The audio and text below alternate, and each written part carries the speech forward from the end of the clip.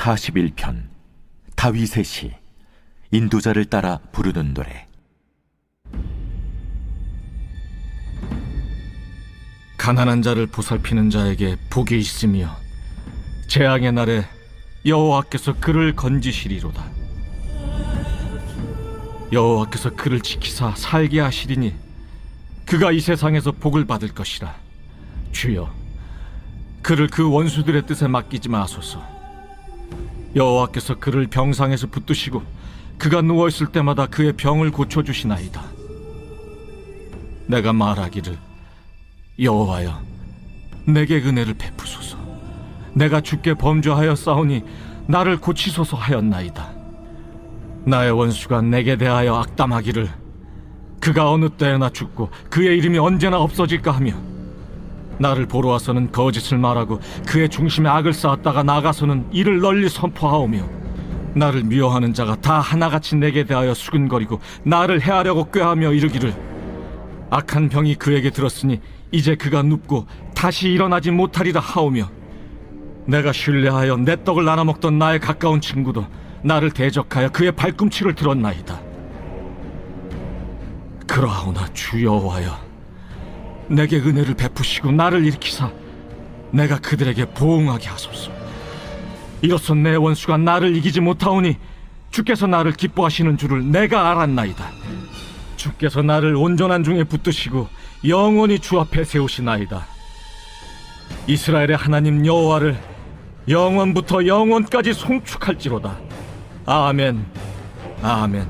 예, 오늘 말씀 이 시편 41편을 보시면은 가난한 자를 보살피는 자에게 복이 있으며, 여러분 하나님의 마음이 어디에 가 있습니까? 이 가난한 자, 병든 자, 과부, 고아, 그런 약한 자들에게 하나님의 마음은 항상 가 계십니다. 그래서 가난한 자를 살피는 자에게, 가난한 자를 보살피는 자에게 복이 있다. 재앙의 날에 여호와께서 그를 건지시리로다 라고 말씀하고 있습니다. 여러분, 우리가 하나님의 마음이 어디에 가 있는지를 깨닫고 그곳에 우리의 마음이 가 있다면 우리는 재앙의 날에 주님께서 건지심을 체험하게 될 줄로 믿습니다.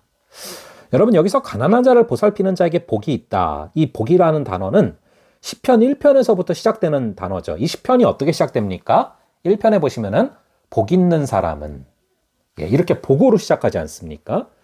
그 복 있는 자에 대한 설명이 이 41편에서 정확하게 이제 설명이 되는 것인데요.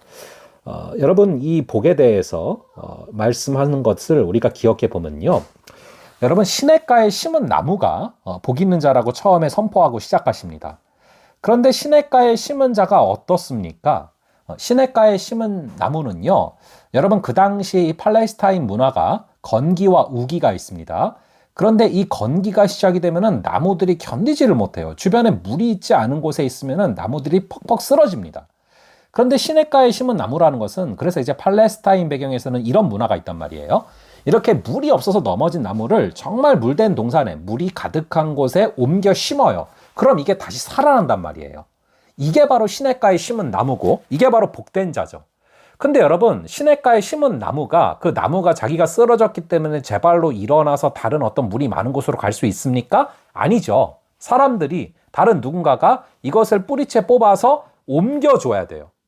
옮겨주면은 그 물가에서 다시 심겨져서 살아나는 겁니다. 여기서 시냇가에 심은 나무 자체가 할 수 있는 것은 아무것도 없습니다. 그러므로 시냇가에 심은 나무는 바로 철저한 수동성, 철저하게 하나님께서 하시는 것, 이것을 내포하는 것이죠. 그래서 이 복이라는 단어는 여러분, 이 신약에서 은혜라는 단어로도 치환이 되는데, 여기서 강조되는 게 뭡니까? 1절과 2절에서 보시면 계속해서 여호와께서 이렇게 나오잖아요. 그러니까 여러분, 이 시편 41편에서 복을 1절에서도 말하고 있고 2절에서도 복을 말하고 있지만, 복에 대해서만 말하는 것 같지만 이게 사실은 하나님에 대해서 말하고 있는 것입니다. 하나님이 하시는 일, 그것이 이루어지는 게 복이다. 그래서 수동성이라고 말씀을 드리는 거예요. 가난한 자를 보살피는 자에게 복이 있대요. 왜냐하면 재앙의 날에 여호와께서 그를 건지신다. 여러분, 건지신다라는 것이 바로 앞에도 나오지 않았습니까? 이 웅덩이에 빠졌을 때 주님께서 건지신다. 여러분, 웅덩이에 빠졌을 때 스스로 나올 수가 없습니다. 도저히 그 높은 곳에 나올 수가 없는데 누군가가 밧줄을 내려주던지 아니면 직접 와서 건져줄 때 그때 건짐을 받게 되는 것이죠. 수동성이죠. 근데 우리 주님께서 건져주시는 역사, 여호와께서 그를 지키사 살게 하시는 역사, 이게 바로 복 있는 자에게 임하는 일입니다. 그러므로 여러분, 우리가 복 있는 자는 오직 주님께서 주권을 가지고 나의 삶에서 통치하시고 역사하신다라는 것을 믿는 그런 삶인 줄로 믿습니다. 우리의 삶이 주님의 통치가 임하는 그런 하루 되게 여러분들 기도하며 나아갈 수 있기를 바랍니다. 그런데 그런 복 있는 자들의 특징을 가만히 보니까 하나님의 마음이 있기 때문에 가난한 자를 무시하지 못하고 어려운 사람을 무시하지 못하고 가난하고 마음이 아프고 힘든 자들을, 어려움을 당한 자들을 보살핀단 말이에요. 그게 복 있는 자들의 특징입니다. 그러므로 어려움을 당한 자를 대하는 나의 자세가 무엇인가? 이게 바로 복 있는 사람인가 아닌가를 정확하게 나타내주는 징표가 된다는 것입니다. 그렇게 우리 주님께서 복 있는 자에 대해서 말씀하고 있는데요. 이후에 3절부터 쭉 보시면은 이 시편 기자가 당하는 고난의 요소들이 쭉 나열되고 있어요. 3편에 보시면은 3절에 이제 병이라고 나오죠. 병을 겪고 있고요. 그리고 4절에 보시면은 범죄라는 단어가 나옵니다. 이 죄가 또 고난의 요소죠. 그리고 이제 5절에 보시면은 세 번째가 나오죠. 원수가 나를 공격하는 거. 그리고 더 충격적인 것은 9절에 보니까 나의 가까운 친구도 나를 대적했다. 그러니까 병과 범죄와 원수와 친구가 나를 고난스럽게 하고 고통스럽게 하는 요소라는 거예요. 그런데 10절에 보면 그러하오나 주 여호와여 내게 은혜를 베푸시고 나를 일으키사 내가 그들에게 보응하게 하소서. 병과 범죄와 원수와 친구가 나를 배신하고 공격할지라도 그러하오나 은혜를 베푸시면은 위에서 살펴봤던 4가지 고난의 요소들을 능히 극복하고 이길 수 있다라는 것입니다. 그래서 그런 자들은 11절에 내 원수가 나를 이기지 못하오니 주께서 나를 기뻐하시는 줄을 내가 알았나이다. 여러분, 이게 또 시편 1편과 연결됩니다. 시편 1편 6절에 보시면은 의인의 길은 하나님께서 인정하신다. 그리고 11절에 보면은 내 원수가 나를 이기지 못하오니 주께서 나를 기뻐하신다.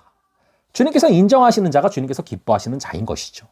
간절히 바라기는 오늘 하루의 삶이 이런 자가 될 수 있기를 간절히 바랍니다. 그럼 잠시 기도하겠습니다. 아버지 하나님, 이 시편 기자가 말한 것처럼 병 때문에, 범죄 때문에, 원수 때문에, 친구 때문에 무너지는 그런 어떤 우리의 삶들을 우리 주님께서 그러하오나 주 여호와께서 은혜를 베푸시면 우리를 일으키사, 우리를 승리케 하시고, 우리가 회복되게 하시고, 우리를 통하여서 일하시는 역사가 임하게 될 줄로 믿습니다. 아버지 하나님, 가난한 자를 보살피는 자에게 복이 있다 말씀하셨고 재앙의 날에 여호와께서 그를 건지시리로다 말씀하셨는데, 아버지 하나님, 우리가 여호와께서에 집중하는 삶, 여호와 하나님께서 우리를 주도하시는 삶, 그래서 시냇가에 심겨지는 나무가 되는 삶 살아가게 하여 주시고, 그러한 자로 하나님의 마음을 가지고 가난한 자, 어려움 당한 자를 불쌍히 여기며 긍휼히 여기며 사랑하며 가는 우리가 되게 하여 주시옵소서. 그런 우리의 삶이 될 줄로 믿사오며 이 모든 말씀 예수님의 이름으로 기도합니다. 아멘. 그럼 또 다음번에 뵙도록 하겠습니다.